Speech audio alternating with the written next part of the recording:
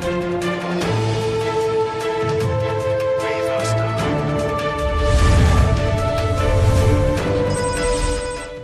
welcome back with our next guest. I'm still in Oslo. I believe in blue. Come on, Miss Hofer, show your shirt. I believe in blue. Yeah, it's I right believe there. in blue. Believe in blue. And I'm here with Miss Hofer, the principal, whom you've seen a little while back here at Oslo Middle School, and she has a guest with her today, and the guest is? I have with me the very fabulous Amy Rutherford.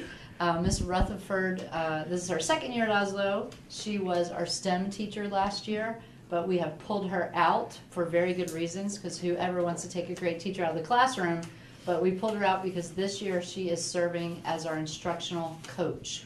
Okay, welcome, Miss Amy. How are you today? I'm doing well, thank you. Well, it's good because I'm going to start in the hands of your principal here, Okay. who was with me a couple months back, and I told her I would have her back, and I hear that there's some great things going on this new year, and I'm happy myself because Oslo is starting to be heard. You know, they wasn't heard a little while. So, Ms. Hofer, bring us up to date. What's going on? Give us the information that you want our viewers to hear, and don't forget Miss Amy. Oh, we won't forget Miss Amy. So I would have to say right off the bat that 'tis the season to celebrate teachers and support staff, and we just nominated Oslo's Teacher of the Year to the district. They will have the gala event in December, so we are very excited about that. So our very own Mrs. Fran Walker, she's a math teacher here at Oslo. It's her 15th year in the school district, and we think she's going to be a great representative for our school and at the district level. We hope at the state level, because that's what would be really great for the school and for her. Very, very strong. And Miss Rutherford was our Teacher of the Year last year. So if you're catching that she's a great teacher, she is. So we're going to talk about you for a minute.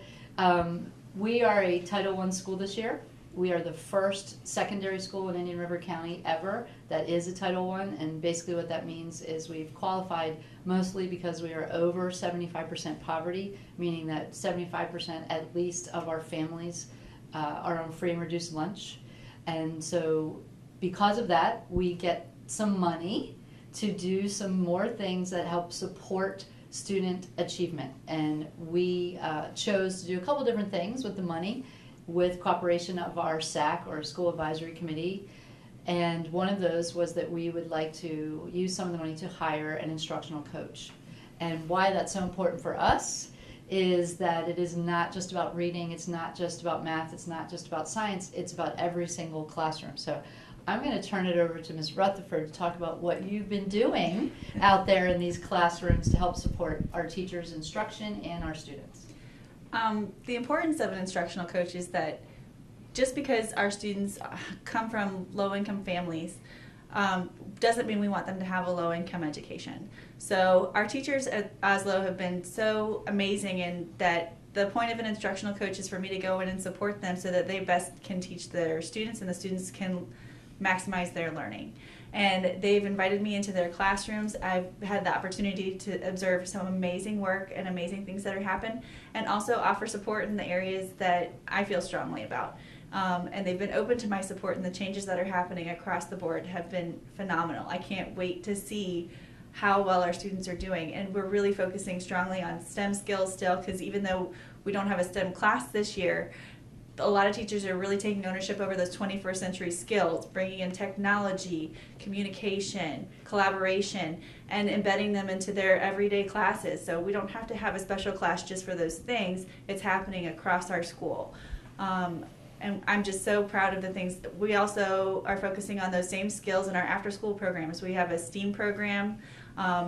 And even during Feed the Lambs in our tutoring program, they have the opportunity to talk to other students that might be in their class or that might have been in a class they were in before, and work on the computers and really grasp those skills and use them to their full potential.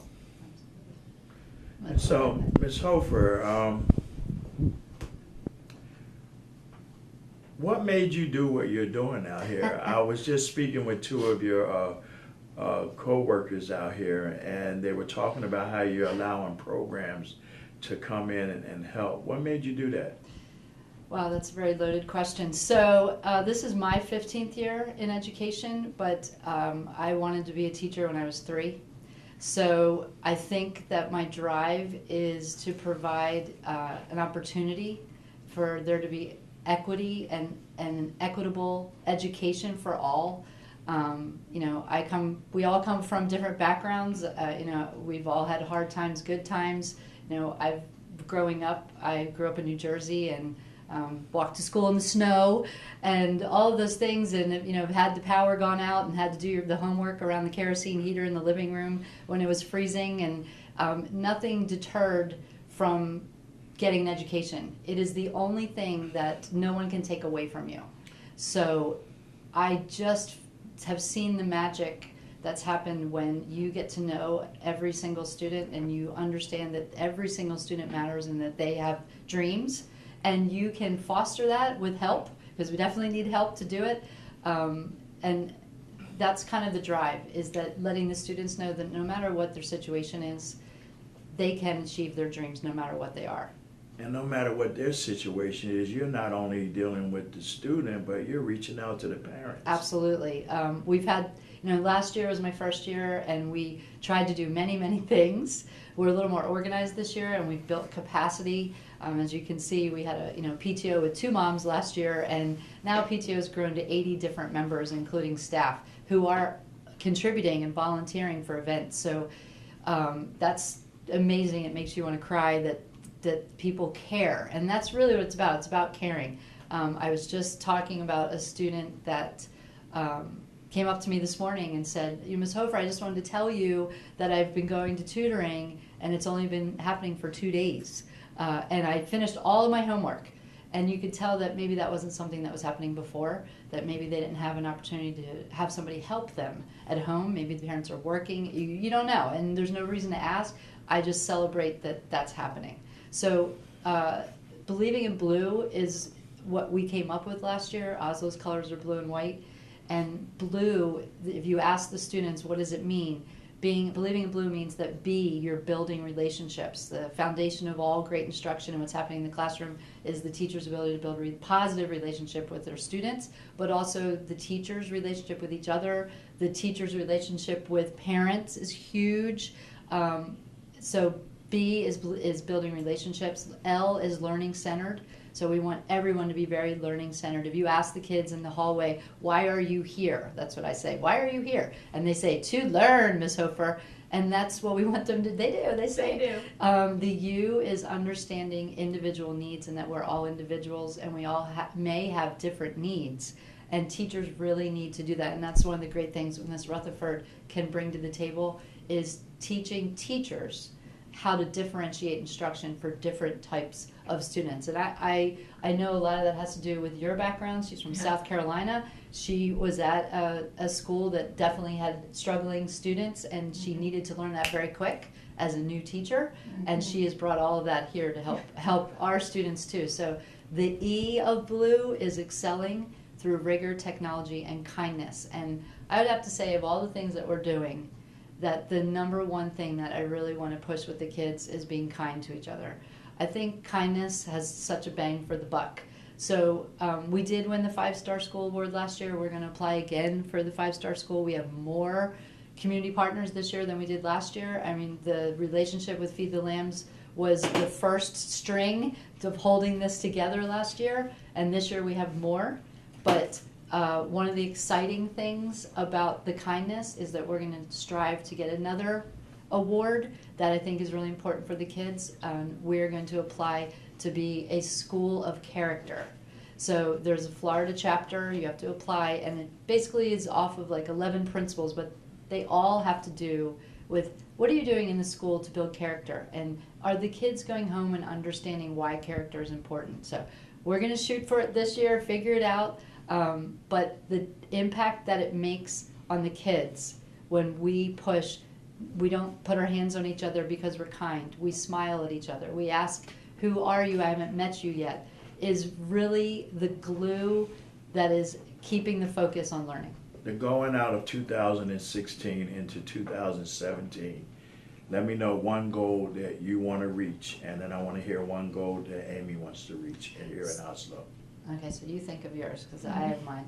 I have mine. So our goals, are very structured for our school improvement plan.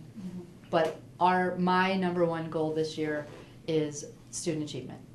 I think last year we laid a great foundation, but we have such great sports. And we not only have Amy, but we also have a math coach. So number one goal is I would like Oslo to be an A school. Okay. Turn Amy? it over to you.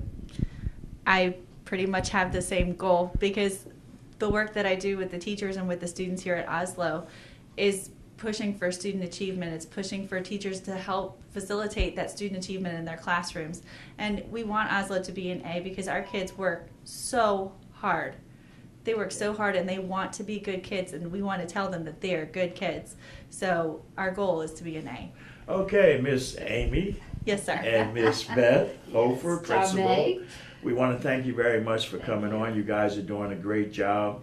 Continue what you're doing. You found a central location for parents and children to come and get educated to make their lives a lot more better. You guys are doing great.